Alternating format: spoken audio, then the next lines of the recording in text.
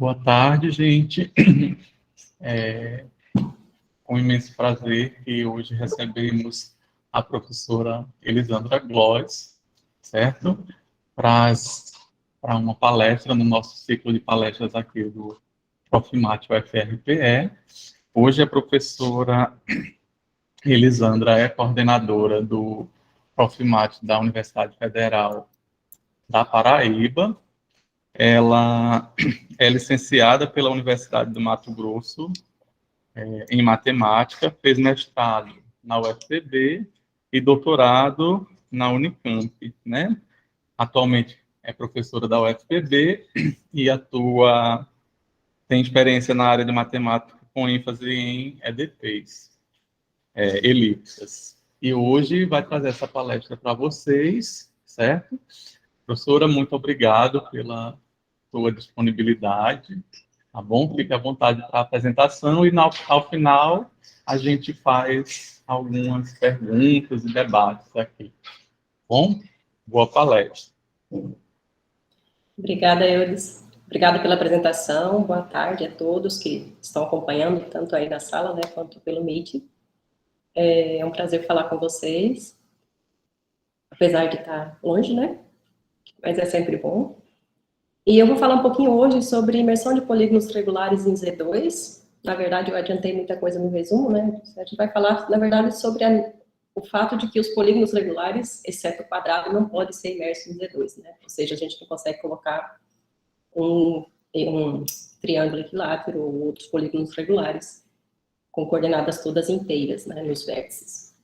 E esse trabalho, ele é parte da dissertação de um aluno meu, Leonardo.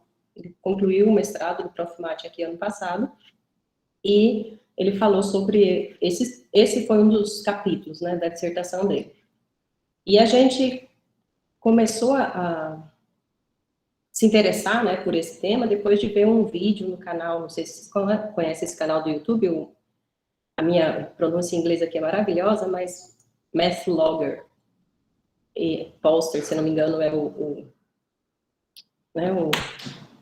dono do vídeo, quem faz esses vídeos de matemática. Tem muitos vídeos muito interessantes lá, e ele faz muito, assim, essa parte com o auxílio, assim, do GeoGebra, não necessariamente do GeoGebra, mas, né, de aplicativos para a gente ver essas provas muito interessantes de forma visual, certo? Então, essas demonstrações aqui, eu vou trazer algumas figuras, e no final da palestra eu quero mostrar para vocês o vídeo, porque era uma das coisas que eu prometi, né, que era trazer apresentações aqui feitas no GeoGebra. Eu até tentei fazer essas apresentações no GeoGebra, mas a minha habilidade não permitiu mostrar o desenvolvimento todos os passos que eu precisava, então eu vou mostrar, de fato, o vídeo, uma parte do vídeo lá do YouTube, onde ele faz esse processo visual, né, das demonstrações. Bom, eu quero apresentar no início aqui 2 desafiozinhos, depois falar dos triângulos equiláteros, né, a gente vai verificar, né, que de fato eles não podem ser imersos em Z2, né, na malha quadriculada, né, depois de um modo geral de polígonos regulares, e depois algumas generalizações, né, tanto para outros tipos de triângulos, não necessariamente triângulos equiláteros, quanto para ainda polígonos regulares, mas olhando agora para dimensões maiores, né? Se a gente pode, aqui eu estava falando de Z2, ou seja, no plano, né? O que a gente pode falar sobre polígonos regulares com coordenadas, com vértices que tenham coordenadas inteiras. Então, no plano está bem determinado. Mas se a gente aumentar, né? Se ao invés de falar no plano, vamos falar no espaço tridimensional, né? No RN em geral, né? No ZN, no caso, né? Para verificar se esses vértices, é possível colocar esses polígonos regulares, todos com vértices que tenham coordenadas inteiras. Tá? Então, essa é mais ou menos uma ideia da apresentação que eu vou fazer aqui hoje. E, como eu falei, isso é parte da dissertação de Leonardo, né, que foi Leonardo Costa Silva, certo? Que defendeu aqui no Profimate da UFPB ano passado. Bom, aqui eu começo com o primeiro desafio, assim como o Poster começa lá no vídeo dele, se a gente olha essa malha quadriculada aí, né, 5 pontos, 5 por 5 ou 4 por 4, né, os espaços, quantos quadrados é possível a gente inserir aí nessa malha quadriculada de forma que os vértices, né, sejam todos pontos dessa malha. Eu não sei se vocês vão querer participar disso, mas alguém aí tem um palpite para quantos quadrados a gente consegue colocar?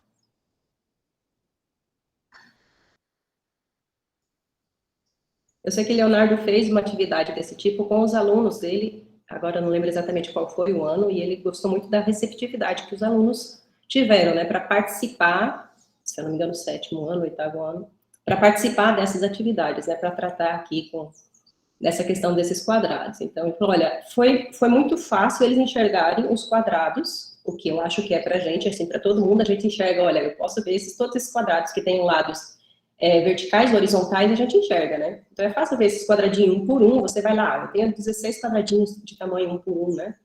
Aí, vou de tamanho 2 por 2, né? E assim por diante, a gente vai, 2 por 2 eu consigo 9, 3 por 3 eu consigo 4, e no final das contas, né, o tamanho 4 por 4 eu consigo 1. Então, a gente consegue essa soma aqui de quadrados, todos eles com lados ou horizontais, lados horizontais verticais, né?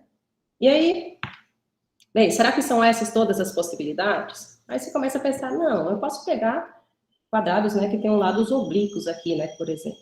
Gente, desculpem aí os riscos, os quadrados aqui meio curvos, essas retas.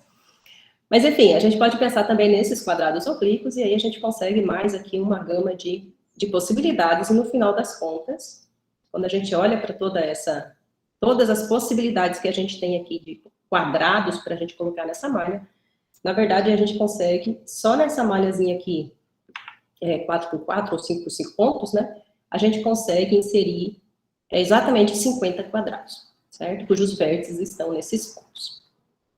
E é assim, é um número um tanto quanto, talvez, surpreendente, né? É difícil contar todos esses elementos, né? Na dissertação do Leonardo, ele colocou também de um modo geral, né? Ele fez se eu tivesse uma malha N por N, né? O número de quadrados possíveis, um somatório lá que eu não vou apresentar. Mas é possível a gente, sim, determinar, dependendo do número de quantidade de pontos que a gente tem, né? Uma malha aí, uma coisa finita, determinar o número de quadrados que a gente consegue inserir, né? Com vértices aí nesses pontos. Beleza, quadrados resolvido, mas a gente poderia começar a pensar, bem, já que a gente tem tantos quadrados, né, imersos aí nessa malha, será que eu não consigo, de fato, colocar um triângulo equilátero, né? E aqui você vai tentar 1 por 1, por exemplo, né, se qualquer dois vértices que a gente pega desse tipo aqui, esse triângulo, obrigatoriamente, é um triângulo retângulo, né? Então, a gente sabe que a hipotenusa é maior que os catetos, então é óbvio que isso aqui não é um triângulo equilátero. Mas a gente podia dizer, mas se você só fez uma tentativa, qualquer tentativa, qualquer triângulo que a gente pegue aqui, unindo com vértices, né, em pontos dessa malha, a gente verifica que ele não pode ser um triângulo equilátero, certo? E aí você diz, mas isso é porque você pegou uma malha com poucos pontos. Se a gente pegasse uma malha muito maior do que essa, ou então, né, pensasse numa malha infinita mesmo, né, como é o plano Z2, né, que é o conjunto de todos os pontos com coordenadas inteiras dentro do plano, né? Se a gente pensar aqui no plano R2, quando a gente fala de Z2, eu estou pensando aqui no plano S2, todos os pontos de coordenadas inteiras. Aí você vai dizer, não é porque você pegou só um pedacinho da malha, por isso que não é possível colocar aqui um triângulo equilátero. Vamos pegar, então, e aumentar a quantidade de pontos na malha, ou então colocar uma lupa bem grande, né, olhar, quer dizer, pegar o Z2 todo, e olhar mais de longe, né, para enxergar esses pontos mais próximos.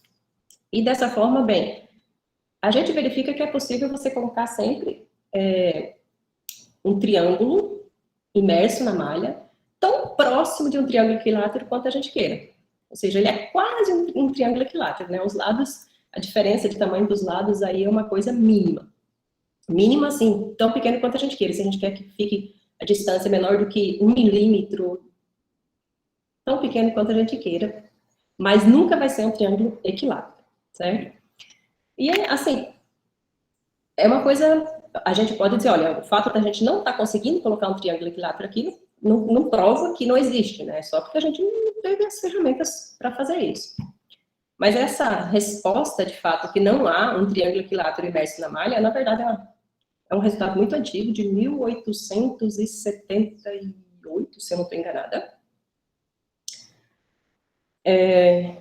Acho que deixa eu adiantar um pouquinho aqui. O teorema é esse, certo? Que não existe um triângulo equilátero imerso na malha, em Z2.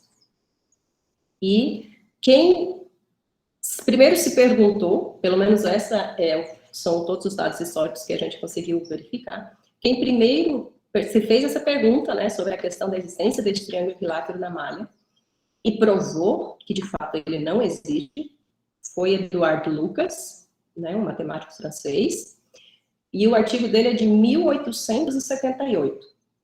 Talvez já tenha ouvido falar de Eduardo Lucas por outros resultados, né? Como a Torre de Hanoi, que a gente, né? Principalmente no PowerMath, lá, quando você vai tratar de MA12, ela sempre aparece, né? Os exercícios lá, usando o jogo, né? A Torre de Hanoi. A sequência de Lucas, para mim, não é, pelo menos, a gente ouve muito falar da sequência de Fibonacci, né? Começa 1, 1, e depois todos os termos são a soma dos dois antecessores imediatos, né? E a sequência de Lucas começa por 2, 1, e depois tem exatamente a mesma formação, né? A mesma lei de formação. Então, você tem essa variação aí da sequência de Fibonacci, que também devido a Eduardo Lucas. E esse outro joguinho, eu confesso que eu não achei outra fonte, a não ser um vídeo de póster do YouTube, que diz que esse joguinho, não sei se vocês conhecem, quem conhecer aqui vai ter que acaba entregando a idade, né? Mas eu joguei muito quando criança esse joguinho aqui, né? Para fechar os quadradinhos ali e marcando os pontos. Supostamente também foi criado por ele, tá? Então eu digo que essa não tem uma fonte verídica para confirmar esse jogo, tá certo? Mas enfim, esse Eduardo Lucas, a gente conhece ele, né, por outras fontes, e essa questão do triângulo equilátero, para fazer essa demonstração, que não existe de fato em Z2 um triângulo equilátero com vértices, né, com coordenadas todas inteiras, a gente usa esses dois resultados, certo? A gente fez a demonstração desses dois aqui nos mínimos detalhes, mas é razoável para a gente aceitar, tá? A demonstração é simples, os argumentos são simples, mas se a gente tiver quando a gente fala um segmento imerso em Z2, significa que eu estou ligando dois pontos, né? A e B aqui, onde A e B são pontos que têm coordenadas inteiras, certo? Tanto A quanto B pertencem a Z2. E o que a gente está dizendo, olha, se a gente tiver um segmento AB, e se a gente rotacionar este segmento em torno de um de seus pontos, digamos, pega esse ponto B aqui e rotaciona aqui em torno do ponto A, deixa aqui com o mesmo comprimento, certo? Aqui era para ter o mesmo comprimento, desculpem aí pelo meu desenho, certo? Desde que aqui seja 90 graus, digamos aqui você obtém um novo ponto, B'.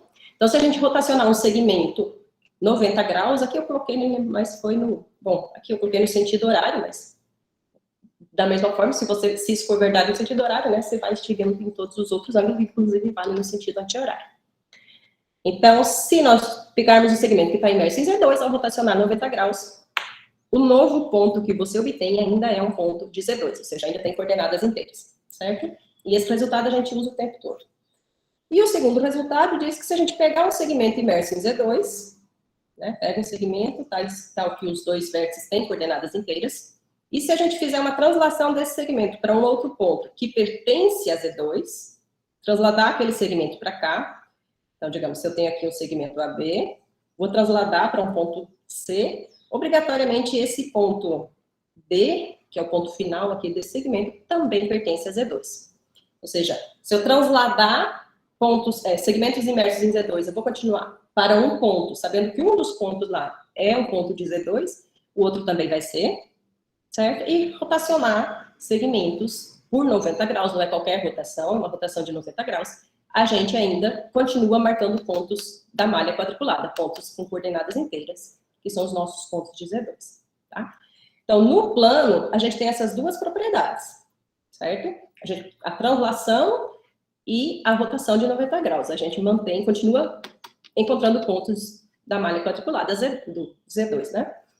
E essas propriedades, quando a gente vai olhar para dimensões maiores, a gente só consegue fazer a translação. A rotação de 90 graus não vale mais, né? Se a gente sair do plano e for para um espaço R3, por exemplo, a gente pode ter um segmento que tenha os vértices, né? Tenham coordenadas inteiras, mas quando a gente faz uma translação, esse novo ponto encontrado, mesmo sendo uma translação de 90 graus, esse novo ponto encontrado pode não ter coordenadas inteiras, tá? Então, essas duas propriedades aqui, elas são cruciais porque a gente está tratando do plano, certo? São propriedades válidas no plano. A da translação não, vale em qualquer dimensão. Bem, então, essas duas propriedades, elas são cruciais para a gente falar da demonstração deste teorema, certo? Que não existe nenhum triângulo equilátero imerso em Z2. Ou seja, não existe nenhum triângulo equilátero cujos vértices tenham coordenadas inteiras. E a demonstração dessa... Eu vou apresentar aqui 3 versões dessa demonstração.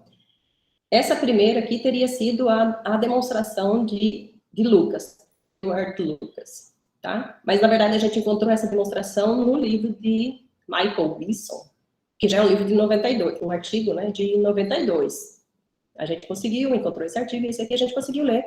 E ele traz ele faz a demonstração que Wilson faz, mas ele apresenta a demonstração de Eduardo e umas outras provas, né, de outros resultados que são generalizações deste resultado, tá?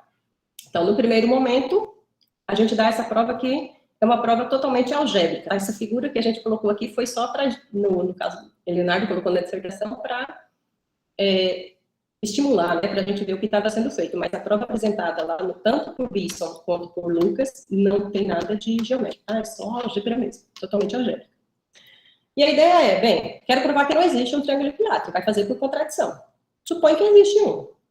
Supõe que existe um triângulo equilátero imerso aqui na malha, ou seja, todos os vértices têm coordenadas inteiras.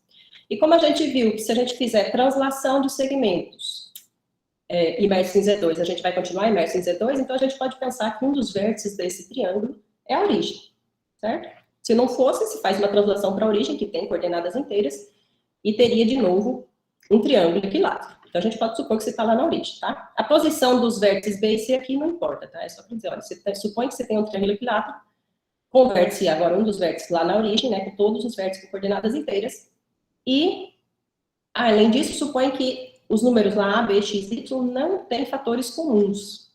Porque se digamos, você tem lá os números A, B, já coloquei aqui, né? Se A, B, X, Y tivesse um fator comum, a gente dividiria por esse fator comum, digamos, se fossem todos múltiplos de 3. Dividia tudo por 3, continuava tendo números inteiros, né? Então, você teria um novo triângulo equilátero, ainda imerso em Z2. Tá? Então, a gente vai diminuindo tanto quanto necessário até chegar em um. Se existisse algum, eu acharia um desse tipo, certo? Um triângulo equilátero com vértices todos com coordenadas inteiras, e esses números aí sem fatores comuns. Feito isso, supondo que existe tal triângulo, né? Aí a gente vê o seguinte, olha. Vou voltar aqui na figura só para a gente ver. Uma vez que a gente está supondo que o triângulo é equilátero, né? Então, os 3 lados têm o mesmo comprimento, né? E aqui a gente está com os pontos, né? Digamos, então, o lado AB vai ser exatamente, quando olhar para esse lado aqui, o lado AB vai ser A ao quadrado mais B ao quadrado, né? Digamos, AB vai ser raiz, né? De A ao quadrado mais B ao quadrado. Quando eu olhar para o lado AC, vai ser raiz de x quadrado mais y ao quadrado. Olhando aqui para as coordenadas, certo? E, por último, o lado BC vai ser raiz de... BC é x menos A ao quadrado mais y menos B ao quadrado, né? Então, esses 3 lados são iguais por hipótese, porque o triângulo é equilátero, né? Então, com isso, a gente tem as igualdades aqui. Quando a gente eleva os quadrados, tudo, né? A gente vai ter as igualdades... Acho que eu pulei 2. Foi. Essas igualdades aqui, né? A ao quadrado mais B ao quadrado, vai ser... Esse aqui é o AB, já esqueci os nomes lá, né? Mas, enfim, os 3 lados são iguais, a gente vai obter essas 3 identidades aqui. Eu só abri aquelas contas lá, né? X menos A ao quadrado, Y menos B ao quadrado, para obter essa expressão. E aí, a gente juntando, bem, se eu usar o fato de que X mais Y, esses carinhas são iguais, né? Então, eu garanto que A ao quadrado mais B ao quadrado vai ser igual a 2xa mais yb, certo? E de modo análogo, se eu, agora, usar o fato de que esses dois aqui são iguais, então eu garanto que x quadrado mais y ao quadrado é igual a 2xa mais yb. Então, a gente ganha essa outra expressão aqui de baixo, simplesmente pelo fato do triângulo ser equilátero, né? E agora, bem, se eu somar A ao quadrado com ao quadrado mais b ao quadrado, x quadrado, y ao quadrado, eu vou obter 4 vezes, né? Cada um deles vale 2, então quando eu somar tudo vai dar 4 vezes xa mais yb. Ou seja, agora sim, usando o fato que todas essas coordenadas aqui são números inteiros, esse número que eu obtive aqui vai ser um número múltiplo de 4, certo? Se é múltiplo de 4, então quando divisível por 4 vai deixar zero. Então entra essa parte aqui de congruência modular, né? Então, estou falando de, eu estou dizendo aqui é que 4 vezes esse xa mais yb, esse número inteiro aí, né? Vai ser um múltiplo de 4, portanto é congruo a zero módulo 4, certo? Então, com isso, eu garanto que essa soma de quadrados aqui tem que ser um múltiplo de 4, né? Tem que deixar zero na divisão por 4. E aí a gente analisa o seguinte, olha. Quais são as chances para esses números, para essa soma dar um múltiplo de 4? A afirmação que a gente faz primeiro é, se isso acontece, obrigatoriamente, todos os números a, b, x, y são ímpares. Quer dizer, poderia acontecer de serem todos pares, né? Se todos fossem pares, quando elevasse ao quadrado, cada um deles ia dar um múltiplo de 4, né? Daria certo. Mas eu não posso ter eles todos pares ao mesmo tempo, porque a gente está supondo que não existe um fator comum. Então, essa possibilidade a gente não tem. Então, o jeito é... Bom, eu sei que não pode ser todos pares, então pelo menos um deles é ímpar. Mas se um deles fosse ímpar, quer dizer, para cada um que for ímpar, vai deixar o resto 1, né? Se eu pegar um número do tipo, sei lá, 2k mais 1, quando a gente elevar esse número ao quadrado, vai dar o quê? É o quadrado do primeiro, mais 2 vezes o primeiro pelo segundo, mais o quadrado do segundo, né? Então, quando a gente pegar um número desse e elevar ao quadrado, vai ser um múltiplo de 4 mais 1, né? Ou seja, sempre vai deixar resto 1 quando divisível por 4. Se a gente tem ali, digamos, se for só um deles, só um desses números, né, a, b, x, y, que for ímpar, quando eu pegar esses quadrados todos, eu vou ter um múltiplo de 4 mais 1. Se 2 forem ímpares, eu vou ter um múltiplo de 4 mais 2. Se 3 forem ímpares, eu vou ter um múltiplo de 4 mais 3. Nenhum deles vai deixar resto 0 quando divisível por 4, né? Então, para que de fato esse número seja múltiplo de 4, obrigatoriamente todos esses números têm que ser ímpares, já que não podem ser todos pares. Tá? Então, a primeira conclusão que a gente tira é que, se vale a equação 1, todos os números são ímpares. Tá? X, Y, A e B.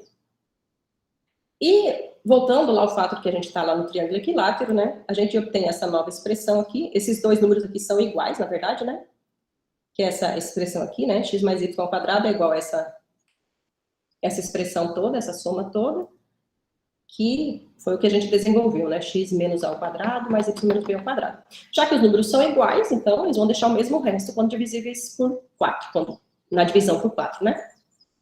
Deixam o mesmo resto, portanto, são congruentes módulo 4. No entanto, deixa eu ver os meus riscos aqui. Certo. Como a gente acabou de verificar, né? Se vale a equação 1, tanto x, y, a e b são números ímpares, né? Sendo números ímpares, quando eu fizer x menos a, vai dar um número par, né? Quando eu fizer y menos b, também vai dar um número par. Digamos, esse aqui vai ser um 2k, esse aqui vai ser um 2n. Serão números pares. Quando a gente pegar um número par e elevar ao quadrado, vai dar um múltiplo do número 4. Certo? Ou seja, o termo que está aqui do lado direito do 2, todo esse número aqui, ele vai ser um múltiplo de 4, aqui, sei lá, um 4n. Né? Ele é um múltiplo do número 4. Então, quando for dividir por 4, vai deixar resto 0. No entanto, quando eu olhar aqui do lado esquerdo, quando a gente pegar x quadrado mais y ao quadrado, eu estou com dois números ímpares. Né? Quando a gente fizer lados, vai deixar um múltiplo de 4, essa soma, vai ser lá um 4j. Cada um deles deixa resto 1, né? Que é alguma coisa mais 1. Então, vai ser um 4j mais 2.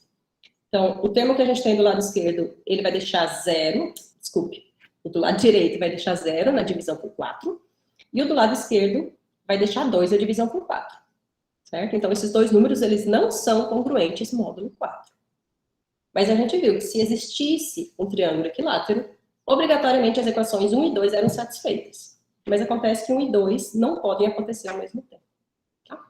Então, essa é a prova totalmente algébrica, que a gente usa argumentos bem simples, né? Congruência, na verdade, nem precisa falar de congruência, pode falar só de divisibilidade, né? Então, você garante que não pode existir um triângulo equilátero que tenha todos os vértices com coordenadas inteiras. Beleza. Então, já sei que não existe triângulo equilátero aqui. Aqui eu apresento uma segunda prova, que essa aqui a gente encontrou numa dissertação do Prof. Mate da UFRN, do Rio Grande do Norte, tá? De Natal. E ele faz exatamente a demonstração do teorema, de que não existe um triângulo equilátero imerso em Z2, agora geométrica. Na verdade, a dissertação dele é sobre conjuntos numéricos, ele fala bastante de conjunto de números racionais e irracionais. E aí, depois de falar dos números racionais, ele apresenta essa aplicação à geometria, né? Que é justamente a prova do teorema 1. Então, ele apresenta essa proposição, que se você tiver um triângulo, qualquer triângulo, certo? Qualquer triângulo imerso em Z2, então, os seus lados, eles todos têm quadrado, a medida de cada um dos lados, né? Vai ser o quadrado da medida de cada um dos lados vai ser o número inteiro, e a área deste triângulo é um número racional. Certo? E, de novo, né, usando o fato daquelas propriedades, né, que se pode fazer translação, que você continua dentro de Z2, né, se existisse um triângulo equilátero imerso em Z2, pensa que um dos vértices é a origem, e aqui eu estou apresentando somente um dos casos, né, porque aqui é importante a posição do ponto B e do ponto C. Na demonstração que eu fiz anterior lá, bastava que um dos vértices fosse a origem, né, os outros dois vértices eram quaisquer de coordenadas inteiras. Agora, aqui, a posição do B e o C importam para a gente poder mostrar exatamente quem é o retângulo que contém esse triângulo, né? Então, se eu pegar, neste caso aqui, este triângulo em que, supondo que existe um triângulo equilátero, de modo que os pontos B e C estão nessa posição, né? Digamos, a coordenada x do B é menor do que a posição das coordenadas aqui interfere só na construção do retângulo, mas é sempre possível fazer independente da posição desses dois pontos B e C. E aí você faz, olha, dados esse triângulo, supondo que ele existisse, né, um triângulo equilátero, de coordenadas aí todas inteiras, de vértices, né, com todas as coordenadas inteiras, a gente criaria um retângulo em torno dele, e aí você vê, esse retângulo tem todos os vértices também com coordenadas inteiras. Então, a área do triângulo, eu posso dizer que a área do triângulo ABC, certo? A gente denota essa área, entre parênteses, né, a área. Então, a área do triângulo ABC seria o quê? A área do quadrilátero, do retângulo, né, ABCD, menos a área dos triângulozinhos, né, a área de T1, menos a área de T2, menos a área de T3, neste caso aqui, para essa situação específica, né? Então, a gente tem o quadrilátero todo, né, o retângulo todo, e esses três triângulozinhos aí, T1, T2 e T3 formados. Não sei se vocês estão conseguindo enxergar direito a anotação, a figura parece estar um pouco embaçada. Mas a gente tem aqui o triângulo T1, o triângulo T2 e o triângulo T3, certo? E é fácil ver que cada um desses triângulozinhos, T1, T2 e T3, são triângulos retângulos, né? E todos os catetos têm coordenadas inteiras. Então, quando a gente calcular a área de cada um desses triângulos aí, T1, T2 e T3, vai ser o produto dos catetos dividido por 2, que vai dar um número racional, né? O produto dos catetos vai ser inteiro, dividido por 2 vai dar um número racional. Então, é fácil ver que a área de cada um desses triângulos é um número racional. A área do retângulo todo é um número inteiro. Então, é fácil ver que, de fato, a área desse triângulo é um número racional. Certo? Beleza. Então, eu sei que a área desse triângulo, seja esse triângulo qual for, eu acho que eu falei triângulo equilátero, não precisa, tá? Um triângulo qualquer imerso em Z2, a área dele tem que ser um número racional. E, por outro lado, usando o teorema de Pitágoras, você vê que o quadrado de cada um dos lados, né, vai ser a soma dos quadrados dos catetos, dos triângulos T1, T2, T3, que cada um dos lados do triângulo, né, L1, L2, L3, vai ser a hipotenusa de um triângulo retângulo. Portanto, o quadrado dele vai ser a soma dos quadrados dos catetos, e os catetos são inteiros. Então, o quadrado dele vai ser, de fato, um número inteiro. Tá? Então, você tem essa demonstração, essa visão bem geométrica, a história, se existir, perdão, se existir não, porque existe, né? Triângulos imersos em Z2 existem, o que não existe são triângulos equiláteros. Então, para qualquer triângulo imerso em Z2, a área dele é um número racional, e os seus lados, o quadrado dos seus lados é um número inteiro. Certo? E aí, bem, mas o que isso tem a ver com a prova do nosso resultado, né? O teorema de Eduardo Lucas. Se Se existisse, né, um triângulo equilátero imerso em Z2, a sua área deveria ser um número racional, né? Mas a área de um triângulo equilátero, ok, base, né, tirando as propriedades lá, base vezes altura é raiz de 3 sobre 2, né, vezes o lado. Então, a gente tem aqui a área do, não sei se eu falei certo, mas a área do triângulo equilátero é o quadrado do lado vezes raiz de 3 sobre 4, né? Se esse número aqui é um número racional, se eu multiplicar por 4, continua sendo racional. Esse número aqui, pelo resultado anterior, né, ele ao quadrado é um número inteiro, né?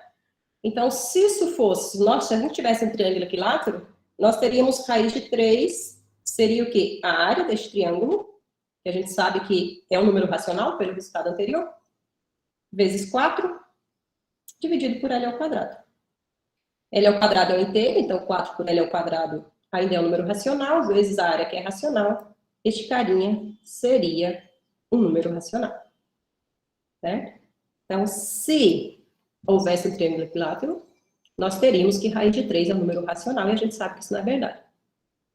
Então, essa é uma outra forma de enxergar, talvez um pouco mais fácil, né, da gente lidar, mas também os argumentos simples, né? Então, se você tivesse um triângulo equilátero, você chega a uma contradição, e a contradição aqui é que raiz de 3 é um número racional. Tá? A terceira demonstração, na verdade, eu não vou fazer agora, é só uma indicação. E essa aqui, sim, é o que a gente viu no vídeo, certo? De póster. Depois eu mostro o canal para vocês. Que é, bom, se existisse um triângulo equilátero imerso em C2, e essa também é uma prova que foi citada por Eduardo Luca, lá em 1878. Se existisse um triângulo equilátero, existiria também um hexágono regular. E se você começasse aqui com um triângulo equilátero, com todos os vértices de coordenadas inteiras, a gente só ia trabalhando com translações, né? Pegava, por exemplo, esse primeiro segmento aqui, digamos, não quero pôr nome porque vai atrapalhar, mas se a gente fizesse uma translação deste primeiro para cá, né? Gente, façam de conta que está tudo certinho aqui, os vértices, tá? A gente faria uma translação do primeiro segmento, agora faz uma translação deste que eu peguei aqui em cima e joga para cá. Fecha, já que eu sei todos os vértices aqui, estou supondo que o primeiro eram todas coordenadas inteiras. Fazer translação, se eu partir de um vértice que tem coordenadas inteiras, eu continuo em Z2. E agora, traslado, deixa eu ver o que dá para a gente trasladar. Pega esse segmento agora e traslada para cá. Então, o que a gente tem? Tá faltando um, né? Tá? Faltou um aqui na minha... Translada agora esse aqui para cá, e a gente completaria o nosso hexágono. Então, se houvesse um triângulo equilátero, só usando translações, a gente consegue construir um hexágono regular. Vocês não estão enxergando hexágono regular na minha figura, mas enfim, eu mostro depois no vídeo, tá? Então, se houvesse um triângulo equilátero, haveria um hexágono regular. E nesse argumento que ele chama ali de shrink, né, no vídeo o tempo todo ele fala, né, ó, shrink proof. Tipo, é um argumento do encolhimento, né? Então, se existisse não funciona para o triângulo, é por isso que ele tem que apelar e dizer, olha, se houvesse um triângulo, então existiria um hexágono. E se houver um hexágono, se houvesse um hexágono regular, a gente consegue fazer um argumento e vai encolhendo, vai criando hexágonos cada vez menores, até chegar a um ponto que o lado dele seria menor do que a unidade. Né? Que não pode acontecer, já que a gente está supondo que todos os vértices têm coordenadas inteiras. Então, a ideia aqui é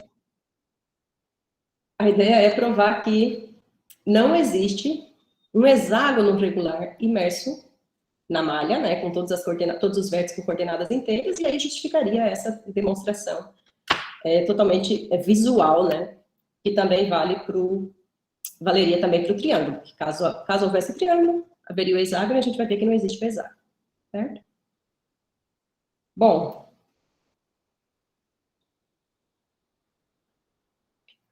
eu falei do hexágono, mas na verdade eu vou apresentar o pentágono, tá? Porque era mais fácil de enxergar o desenho, só pelo tamanho de lado, certo? Mas a mesma ela funciona para qualquer n-ágono para n maior ou igual a 5, certo?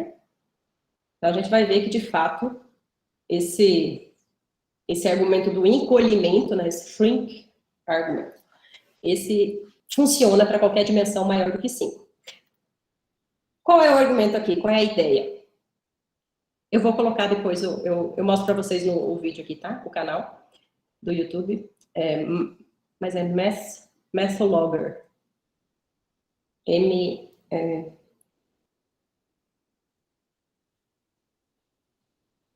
Certo? Tem vários vídeos interessantes lá, todos esses com essa pegada visual. E a ideia, nesse caso aqui do pentágono, era, já que a gente sabe que se a gente pegar, supondo que existe o pentágono regular, né, imerso em Z2, então nós teríamos aqui, digamos, pego esse segmento e, deixa eu ver se eu pego minha canetinha aqui, que eu perdi.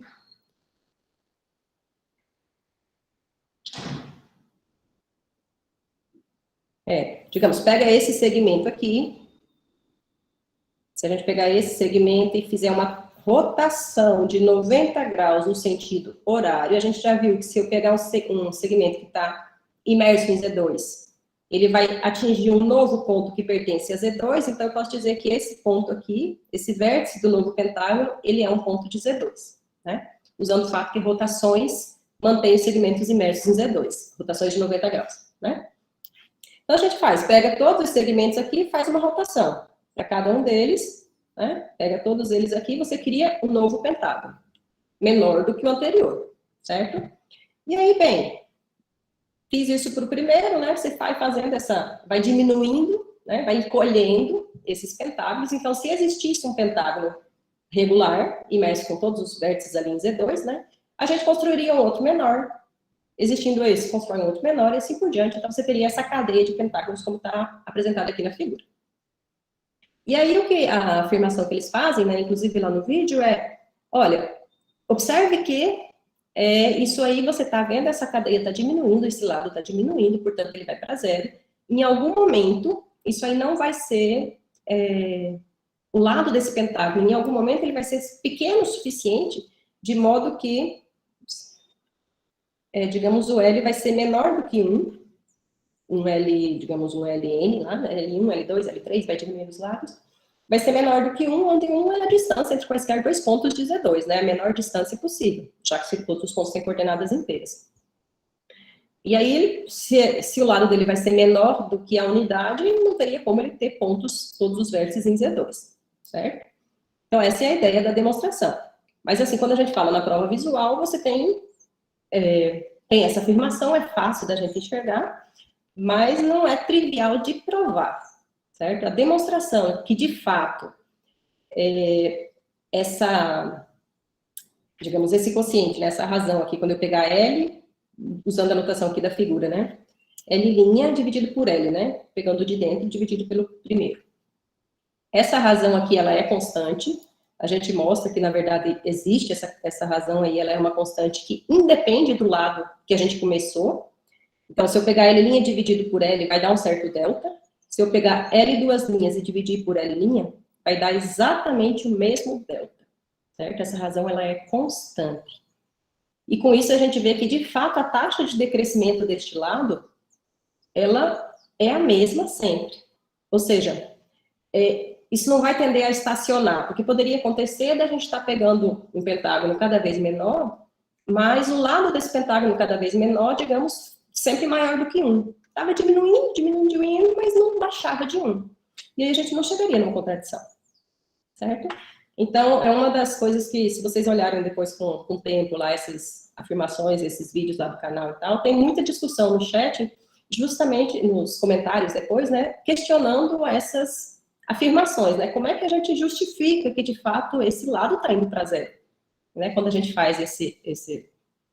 No desenho fica fácil, né, você faz desenho no GeoGebra e você, tá legal, tá indo para zero, mas a gente precisa, de fato, justificar que essa constante aí é a mesma para qualquer razão, né, que a razão é constante, né, quando você vai diminuindo esses lados. E, bem, aqui a gente conseguiu fazer essas demonstrações, né, Leonardo trabalhou bastante aqui com essas figurinhas no GeoGebra.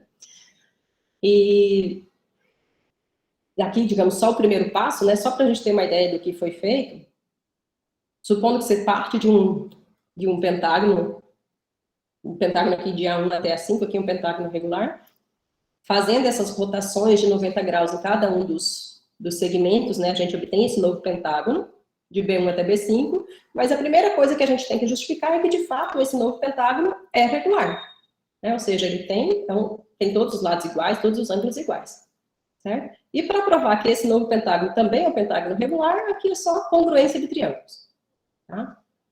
E observe que aqui é crucial o fato de que a gente está tratando com, no caso aqui, um N-ágono, estou falando aqui do pentágono, né, mas se for um N-ágono qualquer, com N maior ou igual a 5, né, então a gente sabe que os ângulos internos aqui, eles vão ser todos maiores do que 90 graus, certo? Para qualquer um dos ângulos, qualquer um dos vértices que a gente pega, os ângulos são todos iguais, né, mas eles vão ter ângulos maiores do que 90 graus para N maior ou igual a 5. Se N for igual a 4, você teria exatamente o quadrado, né? Então, seria 90 graus, você, ao fazer tentar esse procedimento, você não saía do canto, né? Ficava sempre no mesmo quadrado, fazendo rotação nos lados. Se a gente fosse fazer no triângulo, como o ângulo é menor, né?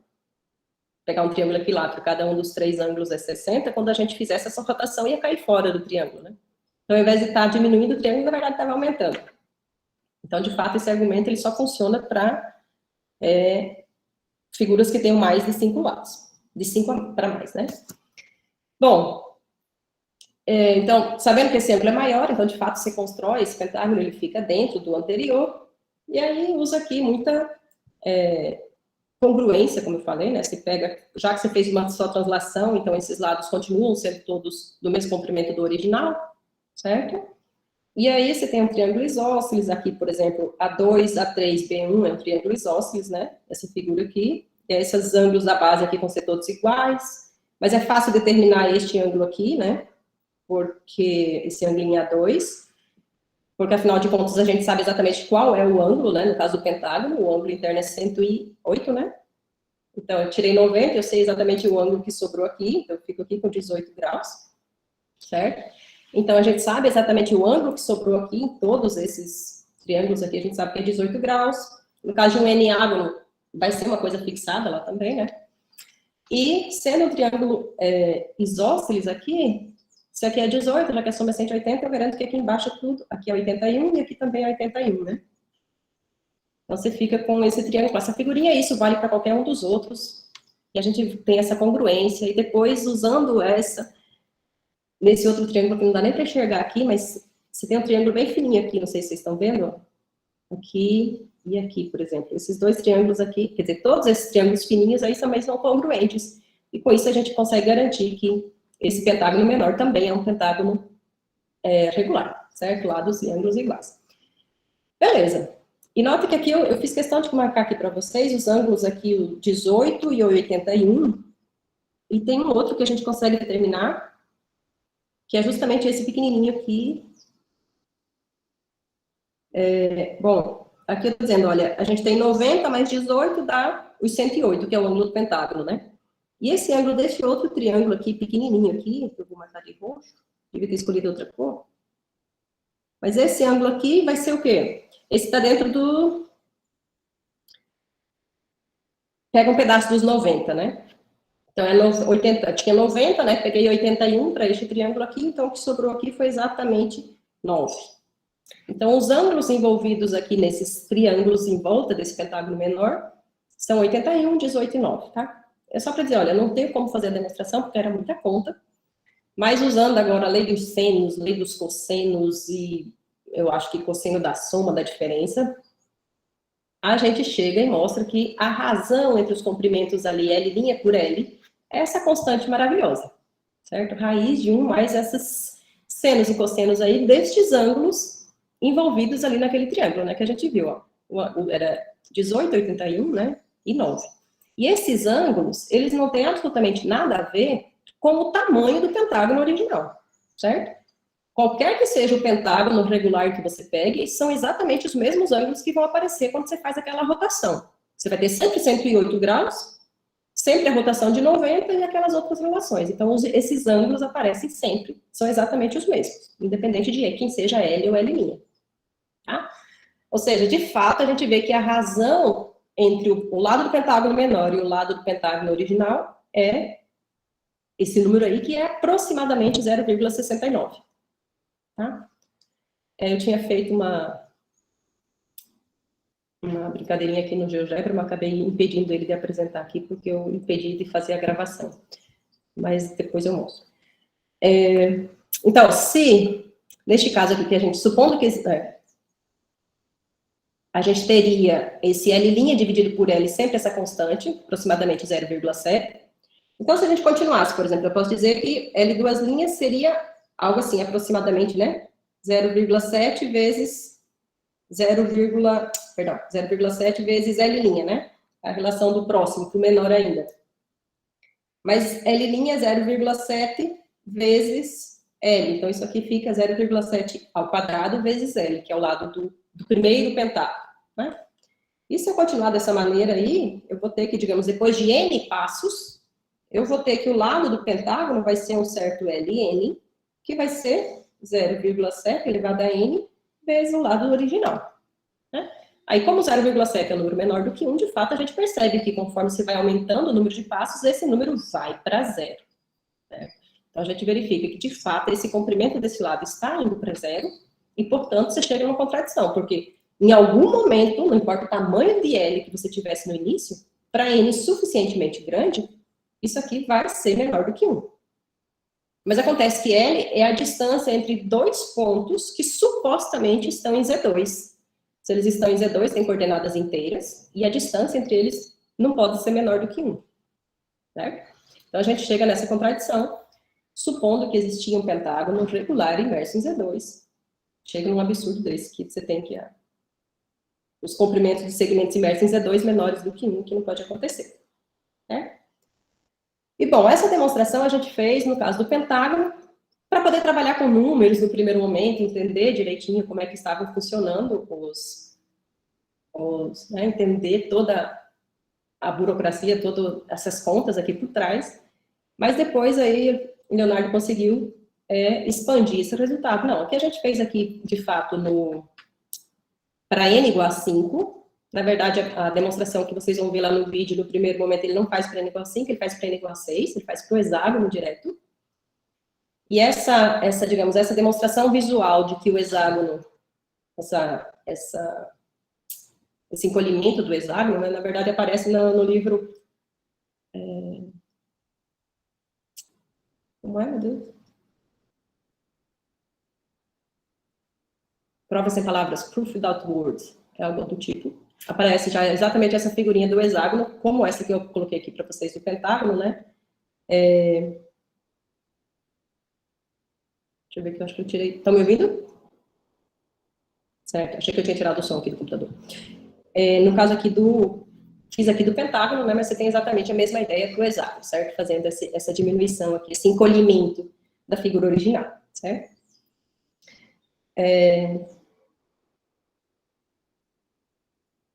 E o que a gente fez para o caso n igual a 5, você consegue expandir para o caso n maior ou igual a 5, certo? Hexágonos, heptágono, e assim por diante. E a gente mostra que essa razão entre os lados, né, sempre que você tem uma figura, um polígono regular, quando você fizer esse encolhimento, você vai obter um novo polígono regular, com o mesmo número de lados, né? E, neste caso aqui, a razão entre os lados vai ser raiz de delta, onde delta é esse número maravilhoso. Mas, novamente, esse delta ele não depende do tamanho do lado inicial, ele depende só dos ângulos internos da figura, que são sempre os mesmos, independente do tamanho que ele tem, tá? E observe que quando você tem n igual a 5, você tem exatamente o mesmo número, né, que a gente apresentou anteriormente. Então, a gente conseguiu, deu um pouquinho de trabalho, mas deu para mostrar que, de fato, esse número delta aí, usando as fórmulas de seno, cosseno, da soma, da diferença e tal, a gente verifica que, de fato, esse delta é um número que está entre 0 e 1.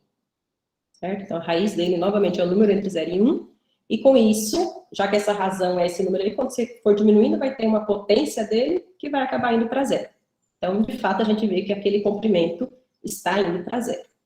Certo? E aí a figura que nos aparece é essa, ó. Né? Só para uma ideia de como foi feita, de novo, né, no caso de mais lados, o N-ágono de modo geral, né?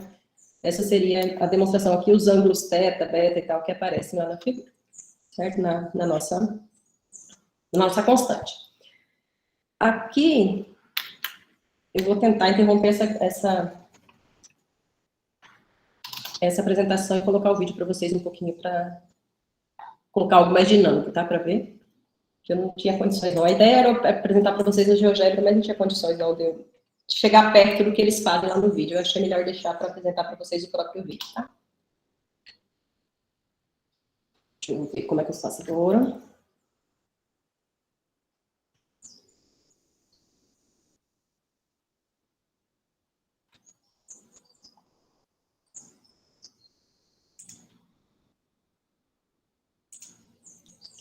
Eu vou tentar entrar com outra conta, tá? Como, Elisandra? Eu vou tentar entrar com a outra conta para mostrar o vídeo, certo? Certo.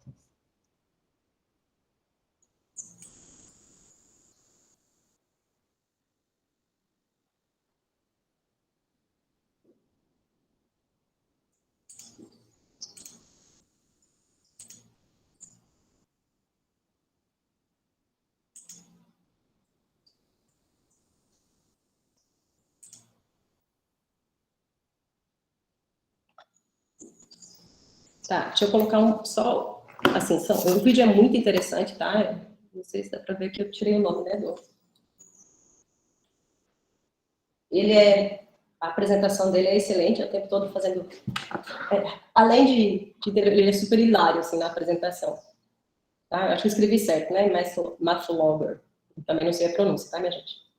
Mas aqui, ó, vamos começar só para ver quando ele faz, né, que, de fato, quando a gente começa, se eu tivesse um triângulo equilátero, então eu conseguiria um hexágono regular, certo? Só fazendo translações. E uma vez que translações, né, manteriam esses pontos em Z2, então, de fato, a gente teria um hexágono totalmente imerso em Z2. A partir do momento que eu tivesse tendo um triângulo equilátero, era fácil mostrar que a gente teria um hexágono regular. Aí, deixa eu ver só algumas coisinhas aqui que eu já tinha separado para a gente ver, para mostrar para vocês, que agora eu não lembro mais o que era, mas eu vou chegar aqui. Devia ser importante, né? Eu marquei.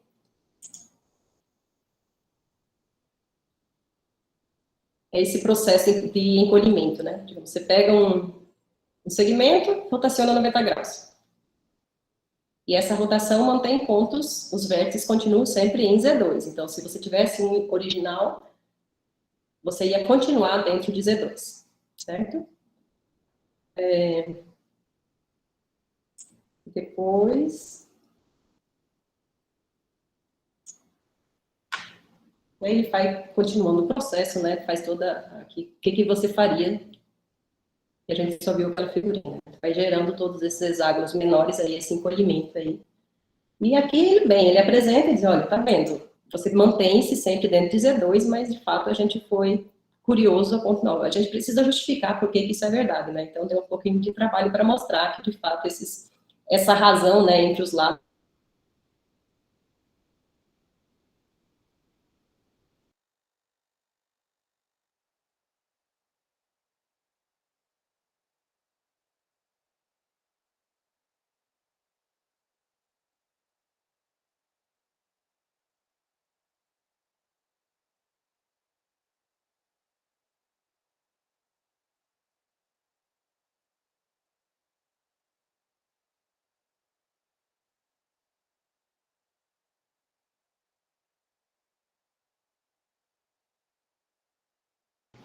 Elisandra, você nos ouve? Para a gente aqui no laboratório travou. Para vocês aí, está travado também?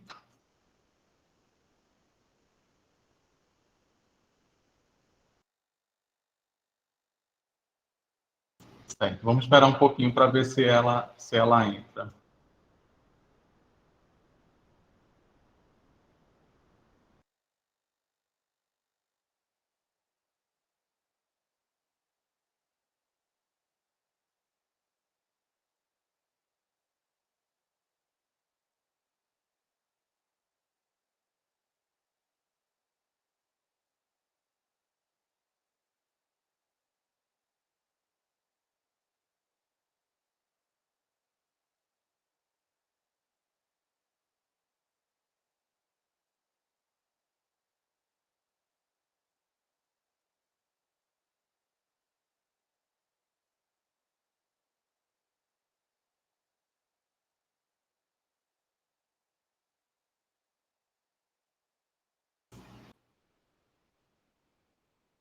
Elisandra, você nos ouve?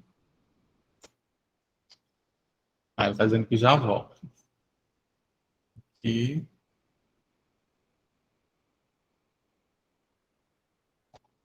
Parecia essa página, a exploradora que carregar no limite. pode ser.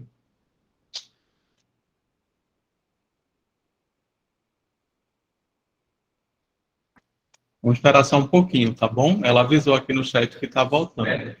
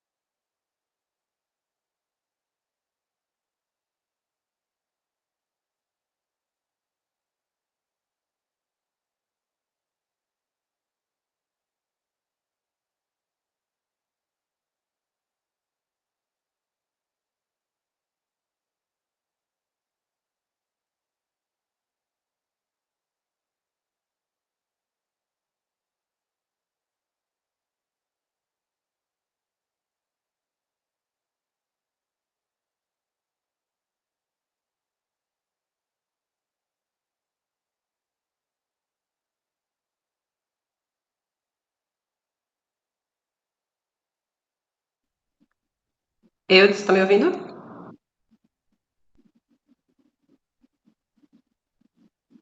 Estou ouvindo, sim. Estou ouvindo.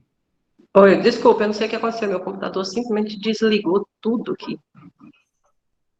Ah, Tá, tô no celular. Fica muito ruim para o pessoal me ouvir? não, está dando para ouvir direito. Pode continuar. Tá. Eu tô tentando reiniciar o computador todo aqui, ele simplesmente desligou tudo.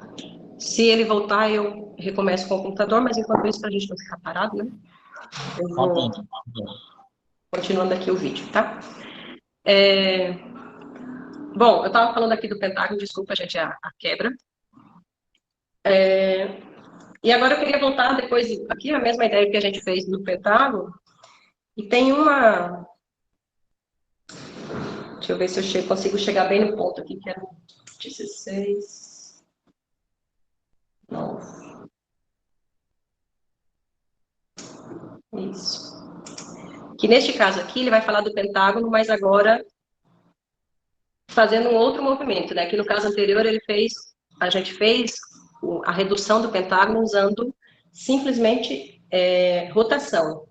Aí aqui ele faz a redução do Pentágono usando agora translação, certo? Porque ele quer pegar essa ideia de redução e levar não só para coisas no plano, mas também fazer isso também quando você vai para dimensões maiores, né? R3, R4 em diante, né? R3, R4 e tal. E aí, como eu falei no início, né? Quando você está tratando de translação, esse movimento de translação, ele é válido no plano e translação é válido em dimensões maiores. No entanto, rotação só é válido no plano. Né? Dizer que rotação, se você rotacionar um segmento imerso em Z2, você continua em Z2.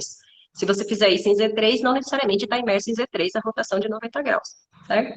Então, para fazer essa demonstração também ser válida para dimensões maiores, né? Então, vamos tentar fazer uma redução, né? Uma demonstração de novo por redução, mas agora sem usar rotação, usando apenas translação, né? Aí essa demonstração aqui, a gente não chegou a olhar, a gente estava satisfeito com os resultados que a gente tinha visto em Z2, né? A dissertação do Leonardo foi concentrada nos resultados em Z2, e ele só apresentou os resultados em dimensões maiores, né, a título de curiosidade, mas a gente não fez os detalhes, não, certo? Ele não fez os detalhes dessas outras demonstrações. Mas aqui só para dar um gostinho, olha, quando você está em para dimensões maiores, que eu vou apresentar os resultados agora, então você tem também dá para ser feito, inclusive, para o Pentágono, né? Usando apenas translação, sem usar rotação, que foi o que a gente usou na nossa demonstração. Tá? Eu vou tirar essa. Deixa eu ver só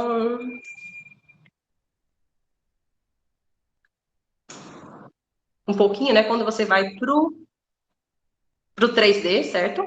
Então, no caso do 3D, fica fácil de você ver que você, de fato, tem um triângulo equilátero imerso na malha. Na malha não, né? No Z3, certo? Você consegue um triângulo equilátero, pegando aqui as diagonais, né, desses quadradinhos, a gente consegue um triângulo equilátero que esteja totalmente imerso, né? Os 3 vértices aqui têm coordenadas inteiras. E eles têm o mesmo comprimento, é que a gente está falando aqui das diagonais do quadrado que tem o mesmo lado. Então, esse triângulo aqui é um triângulo equilátero. Então, quando você vai para a dimensão maior, você consegue colocar lá um triângulo equilátero. E uma vez que você consegue colocar um triângulo equilátero, só usando, como a gente viu anteriormente, né? Se você tiver um triângulo equilátero, só usando translação, você consegue colocar um hexágono regular. Né? Então, a partir do triângulo equilátero, que a gente já está vendo que existe, dá para formar um hexágono regular.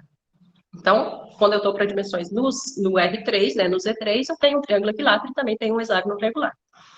E se isso vale aqui, então, a partir daí, para qualquer outra dimensão maior também vale. Né? Então, a gente consegue, no R2, né, no Z2, a gente só consegue ter imerso lá dentro, né, um quadrado, outros polígonos regulares não estão, né? E quando a gente vai para o R3, a gente consegue, claro, quadrados, né, obviamente, mas além dos quadrados, a gente também pode falar de triângulos regulares triângulos equiláteros e hexágonos regulares. Aí fica a pergunta, beleza, por que que aqui vale essa questão, existe um hexágono regular? Justamente porque não é possível a gente falar de rotação, né? Não é possível falar de rotação, então a gente não consegue encolher esse hexágono regular, né, e exibir hexágonos menores do que esses ainda para chegar na contradição, como a gente faz no caso do plano. Então, não vale rotação aqui, aquela demonstração falha para dimensões maiores. E no caso do pentágono, como eu mostrei, você consegue ainda encolher o pentágono só usando translação. Né? A gente fez usando rotação, mas também dá para fazer usando translação. E aí, então, se existisse um pentágono, você conseguiria encolher, em algum momento ia chegar também no número menor do que a distância dos pontos da malha, do Z2, do Z3, né? Então, com isso, a gente verifica, né, com aquela afirmação lá, que você não poderia colocar, de fato, um pentágono dentro do Z3, imerso em Z3, perdão. Então, o que a gente poderia fazer, né? Deixa eu sair essa apresentação aqui e voltar com o meu... Só para encerrar, tá, gente? Vou sair dessa conta e voltar com essa outra. Prometo que agora é rápido.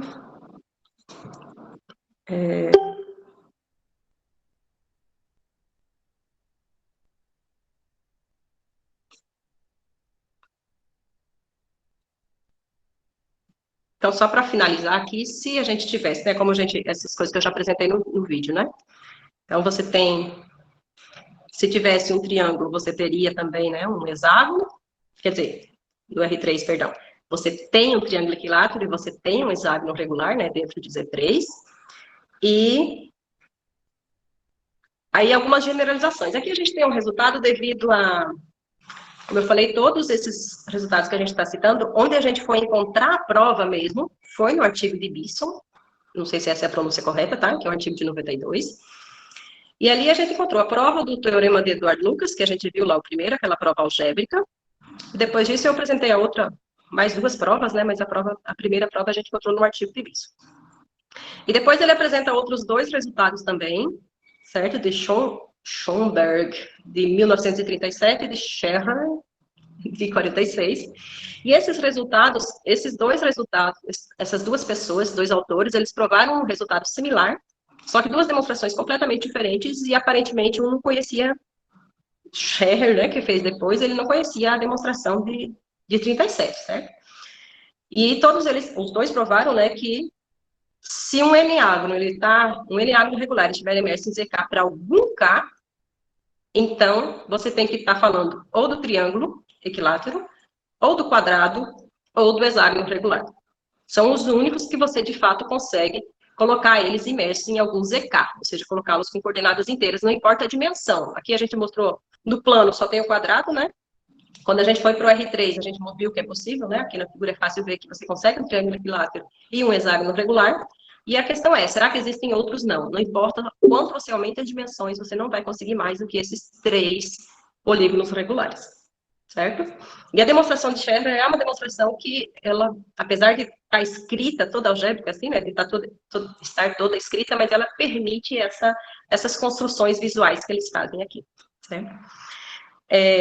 E também apresenta essa outra generalização, no mesmo artigo de Bristol, essa que agora trata, bem, vocês estavam falando o tempo todo de polígonos regulares, mas se não for regular, né, se pegar um triângulo qualquer, que condições que você tem que ter nesse triângulo para garantir que ele está imerso em Z2, tá? No primeiro momento em Z2, no plano, certo?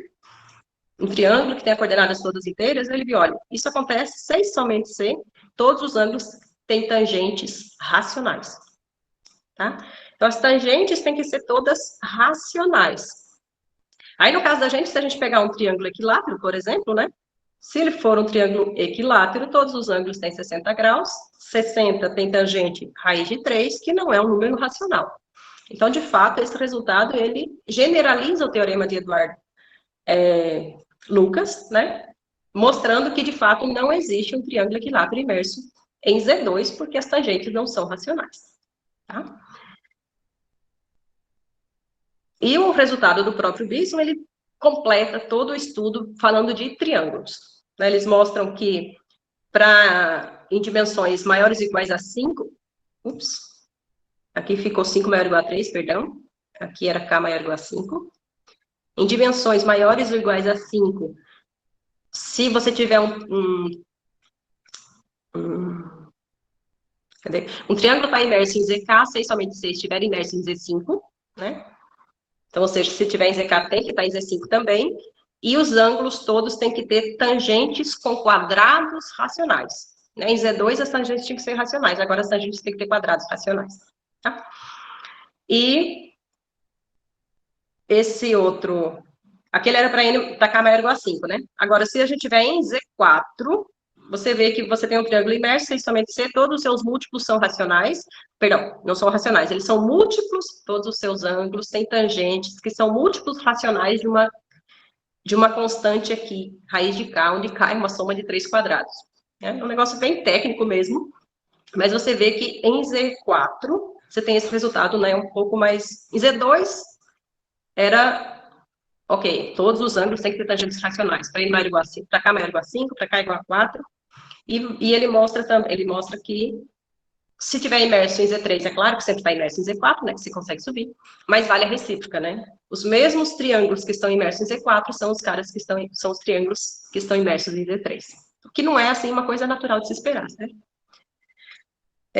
E as demonstrações desses resultados aqui também, a gente não chegou a ver nada disso na dissertação de Leonardo, mas usam argumentos, assim, não muito complexos, quer dizer, a gente fala não muito complexos, né, mas eles trabalham aqui, no caso, para trabalhar no Z4, né, eles usam os quaternios.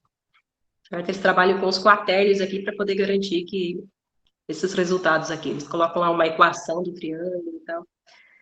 Enfim, são resultados fáceis de serem enunciados, né, as demonstrações aqui não usam argumentos muito sofisticados. E eu estou falando aqui de um resultado de 92, certo? Aqui a gente está tratando de triângulos imersos, né? Assim, em ZK, né? De um modo geral. Eu confesso que a gente não chegou a pesquisar com relação a outro tipo de polígonos, né? Que não sejam polígonos regulares, certo? Então, o nosso estudo parou por aqui, na época da dissertação. E aqui, só para apresentar para vocês as referências, né? O vídeo lá do póster, que foi esse vídeo que eu mostrei para vocês. Aqui é o blog, eu esqueci de mostrar, quando estava ali, me atrapalhei. Esse blog foi, na verdade, esse matemático aqui, Hankins, foi ele que inspirou o Polster a fazer esse vídeo, né? Porque é ele que apresenta, na verdade, essas demonstrações, e Polster pegou essas ideias e colocou no vídeo, tá? E esse aqui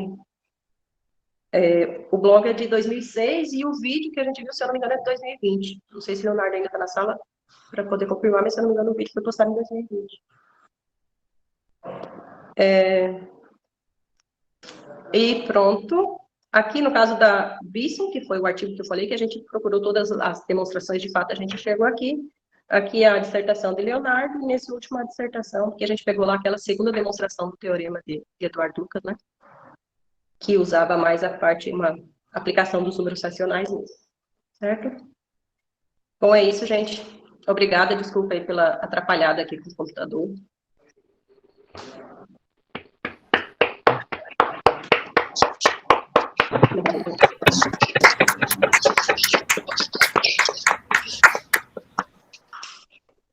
Muito obrigado, Elisandra. Não tem nada que pedir desculpas, né? Nesse mundo que a gente está agora imerso com a tecnologia, é super comum isso acontecer. É uma explanação muito completa, né? Uma matemática muito sofisticada e mesmo assim tratando de uma coisa visualmente interessante. Deixa eu ver, acho que está tendo um eco aí daqui. Não sei se sou eu, tá bom? Não, eu estou te ouvindo bem. A gente agora abre um momento para perguntas para o professor Ayrton. Olha aí, gostaria de registrar a presença do professor Ayrton aqui, que é um parceiraço do Matemática UFRPE, né? Pode falar, professor Ayrton. Eu gostei muito da exposição. Deixa eu ver, sou eu. Eu gostei muito da exposição. Tô vendo.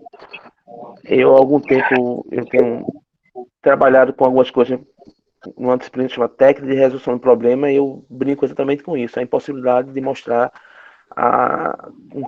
um triângulo equilátero numa malha quadriculada, né? Mas só usando trigonometria, é bem interessante. Mas aí eu vou fazer só uma provocação, né?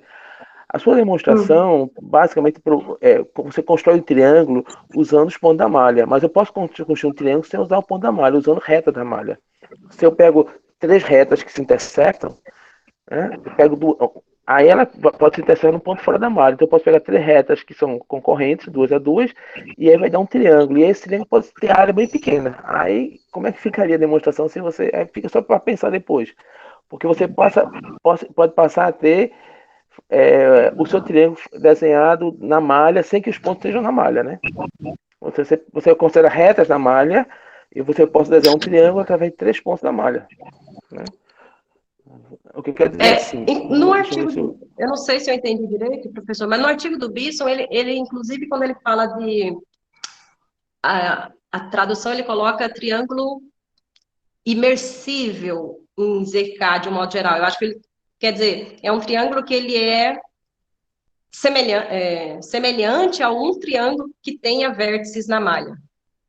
Né? Então, neste caso, também, acho que seria talvez algo mais completo, né? Exatamente, porque o que eu estou dizendo é só para uma brincadeira, na verdade, né? Porque se você pegar aqui, você pode pegar uma reta aqui assim, digamos, essa reta, vamos pegar só como se fosse na malha, né? Aqui, aí pegar aqui,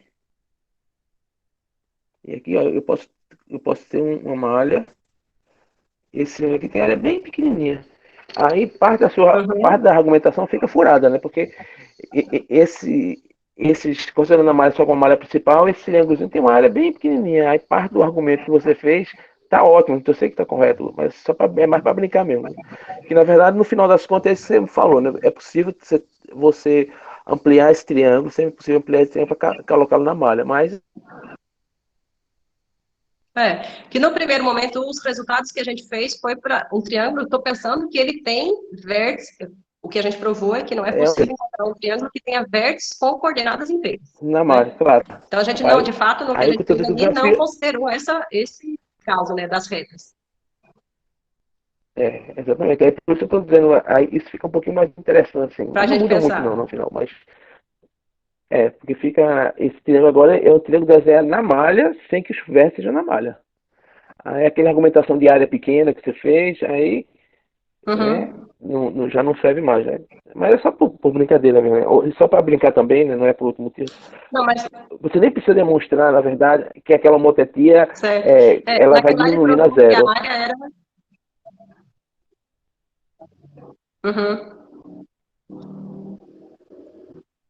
Eu não vi o que você disse. Neste caso, o que ele provou na dissertação de Fonseca lá foi que, dado um triângulo qualquer, mas aí o tempo todo pensando que os vértices estão na malha, né? Todos os resultados que eu mostrei eram pensando nos vértices na malha. Não, mas exatamente. Correto, mas a minha curiosidade é essa, como é que fica nesse caso? Porque no caso,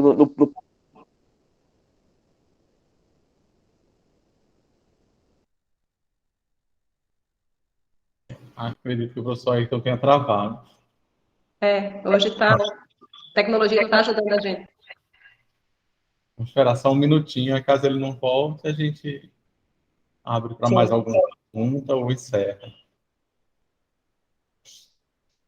Acho que ele percebeu. Não, mas a gente não considerou, de fato, essa situação que o professor aí colocou, a gente não considerou mesmo, certo? Essa questão de Aham. triângulos obtidos por interseção de retas na malha. A gente não considerou isso, não. E, sinceramente, eu não sei se ele trabalha com isso, né? Ele está trabalhando ultimamente, eu acredito. Ele coordenou durante muito tempo um laboratório de matemática como o LEPAR, só que na Sim. UFPR. Ó, ele voltou. Ele está dizendo aqui problema técnico.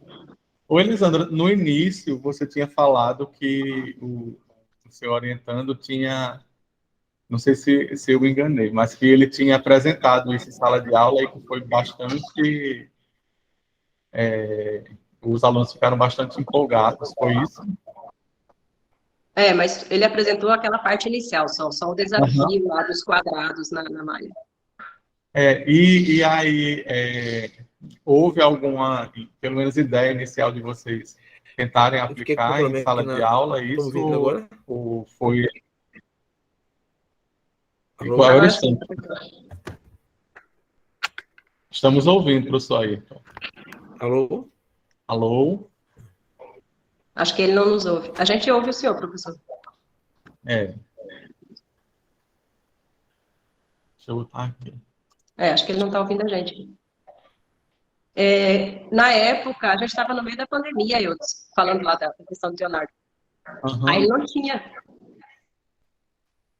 Ele não tinha como fazer isso em sala de aula, sabe? Essa atividade ele fez depois.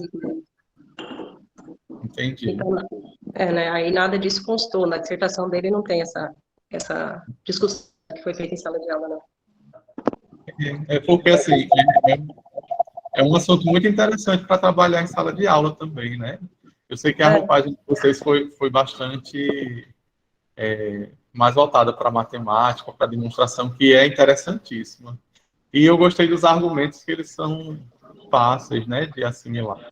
Apesar de ter muita conta, tudo, mas os argumentos não tem nada mirabolante, é algo que a gente consegue visualizar. Uhum. Eu acho que Leonardo gostou também de trabalhar com o tema. Eu tenho a impressão que ele entrou aqui em algum momento. Entrei. Eu só queria parabenizar, foi fantástico. Só que minha internet aqui é uma loucura também, para variar, né? Então, como eu estava falando, hoje eu estava num evento, participei de até 5 horas, até um pouco antes eu estava no outro evento, mas fiz questão de entrar porque só a chamada me chamou a atenção. Parabéns, foi ótimo, foi excelente. Obrigada.